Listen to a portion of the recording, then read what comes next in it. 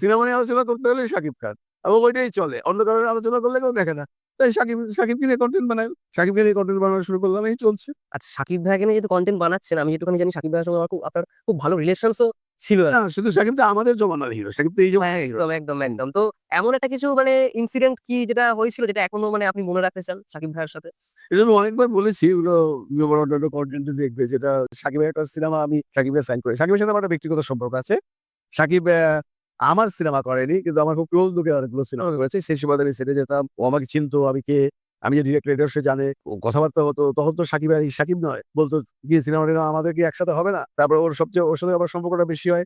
আমাদের ঢাকা শহরে কিছু ক্লাব আছে। তোমাদের কলকাতাতেও আছে। যেমন কলকাতা ক্লাব আর কি যেন ক্লাব আছে না? ওই ক্লাবে কিন্তু অনেক ধরনের ফ্যাসিলিটিস থাকে। হুম। ক্লাব মানেই মানুষের একটা ধারণা হলো, ক্লাব মানে এখানে গিয়ে মদ খায় আর জুয়া খেলে। Not that. মনে করেন আমাদের ঢাকার আমি যদি বলি আমাদের উত্তরা ক্লাব একটা ক্লাব আছে। সেখানে সিনেমা হল আছে। সিনেমা হল আছে। কখনো। বুঝলেন? 250 সিটের। সিনেপ্লেক্সের মতো।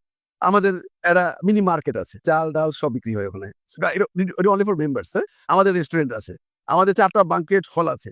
আমাদের জিম আছে, আমাদের সুইমিং পুল আছে। আমাদের বার আছে, আমাদের কার্ড রুম আছে, আমাদের স্নুকার্স রুম আছে, আমাদের টেনিস গ্রাউন্ড আছে। এত বড় ক্লাব। এত কিছু? হ্যাঁ, একের ভিতর সব। আমি যদি ঢাকায় যাই ওই ক্লাব আর এমডিসি তে থাকি। এরকম ৪-৫ টা বড় ক্লাব আছে। রেস্টুরেন্ট তো আছেই বললাম। তো ওই সাকিবের সাথে যখন ওই খুব মেলামেশা করে আমাদের একটা ক্লাব আছে এসিসিএল অল কমিউনিটি ক্লাব লিমিটেড। এটা খুব বড় একটা ক্লাব। এতগুলো নাই কিন্তু অনেকগুলো আছে ওখানটায়। আমি যেটা বললাম এটা উত্তরা ক্লাবের কথা বললাম। এটা উত্তরা ক্লাবে আছে, গুলশা ক্লাবে আছে, ঢাকা ক্লাবে আছে। অল কমিউনিটি ক্লাবে ২-৩ টা ফ্যাসিলিটিস লেস আছে, কম আছে। আচ্ছা। সামিয়ার বাসার পাশেই ক্লাবটা। তাই বলল, "তুমি এক কাজ করো না কেন?" ওই যে এমনি কি খাওয়া-দাওয়া নিয়েও প্রবলেম বলছিল।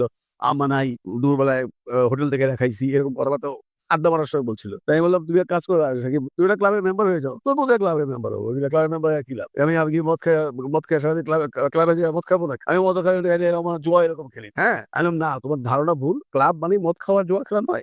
ওখানে সেলুন আছে পর্যন্ত। জিম তো আছেই" বললাম। তুমি জিম করো?" বলল, "করি।" একটা জিমে যাও, ওখানে তোমাকে পেমেন্ট করতে হয়। ক্লাবে জিম আছে। আচ্ছা, ক্লাবে সেলুন আছে। আচ্ছা, বার আছে, বাদ দিলাম বারের কথা।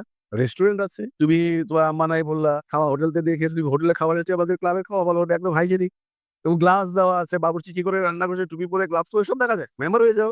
সে হবে না, হবে না, তাকে জোর করে আমি মেম্বার করেছিলাম। মেম্বার হওয়ার পর সে ফিল করেছে এটা ভালো কাজ করেছি। এজন্য আমার সাথে সম্পর্কটা আরো ভালো হয়েছিল।